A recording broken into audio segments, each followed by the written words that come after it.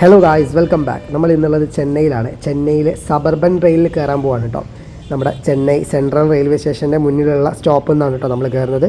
Just നമ്മൾ Chennai beach വരെ മാത്രമാണ് പോകുന്നത്. ജസ്റ്റ് രണ്ടാമത്തെ സ്റ്റോപ്പാണ് നമ്മുടെ ചെന്നൈ ബീച്ച് എന്ന് പറയുന്നത്. തൊട്ടടുത്തുള്ള സ്റ്റോപ്പ് തന്നെയാണ്. അവിടെയൊക്കെയാണ് നമ്മൾ പോകുന്നത്. ഇത് ചെന്നൈ സബർബന് മുന്നിൽ കാണുന്നത് തന്നെയാണ് കേട്ടോ നമ്മുടെ ചെന്നൈ സെൻട്രൽ റെയിൽവേ സ്റ്റേഷൻ. കുറച്ച് നടക്കാനുള്ള ദൂരമുള്ളൂ.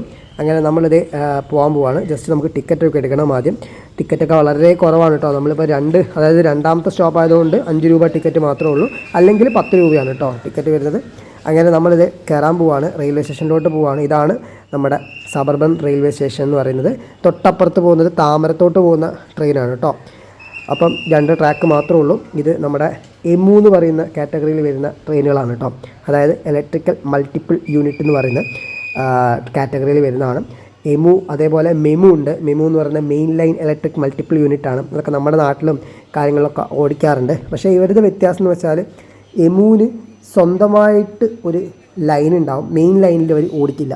പക്ഷേ മെമു അങ്ങനെയല്ല. മെമു നമ്മുടെ എക്സ്പ്രസ് ട്രെയിനും സൂപ്പർ ഫാസ്റ്റ് ട്രെയിനൊക്കെ പോകുന്ന ആ ഒരു ട്രാക്കിലൂടെ തന്നെ മെമുവും ഓപ്പറേറ്റ് ചെയ്യും. ഇതാണ് ഇതിൻ്റെ വ്യത്യാസം എന്ന് പറയുന്നത്. അങ്ങനെ നമ്മളിത് ട്രാക്കൊക്കെ അത്യാവശ്യം ക്ലീനാണ് കേട്ടോ. നമ്മളിത് വെയിറ്റ് ചെയ്യുകയാണ്. ഫസ്റ്റ് പ്ലാറ്റ്ഫോമിലാണ് നമ്മുടെ ചെന്നൈ ബീച്ചിലോട്ടുള്ള ട്രെയിനുകൾ വരിക. നമുക്ക് വെയിറ്റ് ചെയ്യാം. ഈ ഒരു റെയിൽവേ സ്റ്റേഷൻ്റെ പേര് ചെന്നൈ പാർക്ക് എന്നാണ് കേട്ടോ. ഇന്ത്യയിലെ 3ാമത്തെ വലിയ സബർബൻ നെറ്റ്വർക്ക് വരുന്നത് ചെന്നൈയിലാണ് കേട്ടോ. 1ാമത്തെ വരുന്നത് കൊൽക്കത്തയാണ്, 2ാമത്തത് നമ്മുടെ മുംബൈയിലാണ്. അങ്ങനെ നമ്മുടെ ട്രെയിൻ വരുന്നുണ്ട്. ഈ ഒരു ട്രെയിനിലാണ് കേട്ടോ നമുക്ക് ബീച്ചിലോട്ട് പോകേണ്ടത്. ബോർഡൊക്കെ വെക്കും ഈ ഒരു ട്രെയിൻ കേട്ടോ. ഇത് അത്യാവശ്യം നല്ല തിരക്കാണ്. പക്ഷേ ഈ ഒരു തിരക്ക് ഇവിടം വരെ ഉണ്ടാവുള്ളൂ മിക്കവാറും. കാരണം ചെന്നൈ പാർക്കിലാണ് ഏറ്റവും കൂടുതലും ആൾക്കാർ ഇറങ്ങാറ്. നമ്മുടെ MGR Chennai central railway station തൊട്ടടുത്തായതുകൊണ്ട് തന്നെ കൂടുതൽ ആൾക്കാർ ഇവിടെ ഇറങ്ങും കേട്ടോ. നമുക്ക് സീറ്റൊക്കെ കിട്ടാൻ ചാൻസ് ഉണ്ട്. നമുക്ക് നോക്കാം.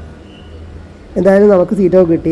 കുഴപ്പമൊന്നുമില്ല. എല്ലാവരും കുറേ ആൾക്കാർ ഇവിടെ തന്നെ ഇറങ്ങി കേട്ടോ. അപ്പോൾ നമ്മുടെ ട്രെയിനിൻ്റെ നമ്മുടെ ചെന്നൈ പാർക്കിൽ നിന്നും വിട്ടിട്ടുണ്ട്. ഇനി 2 സ്റ്റോപ്പ് രണ്ടല്ല, 1 സ്റ്റോപ്പ് മാത്രമേ ഉള്ളൂ. അത് കഴിഞ്ഞാൽ നമ്മുടെ ചെന്നൈ ബീച്ചാണ്. ജസ്റ്റ് നമ്മളൊന്ന് കയറിയെന്നുള്ളൂ.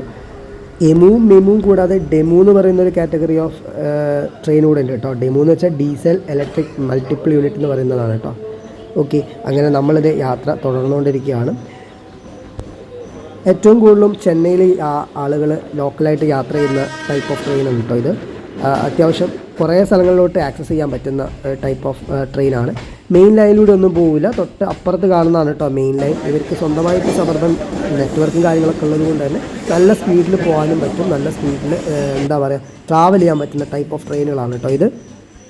അങ്ങനെ നമ്മളിത് അടുത്ത സ്റ്റേഷനായ ചെന്നൈ ഫോർട്ടിലോട്ട് എത്തിക്കൊണ്ടിരിക്കുകയാണ്. ചെന്നൈ ഫോർട്ടിലും നിർത്തും.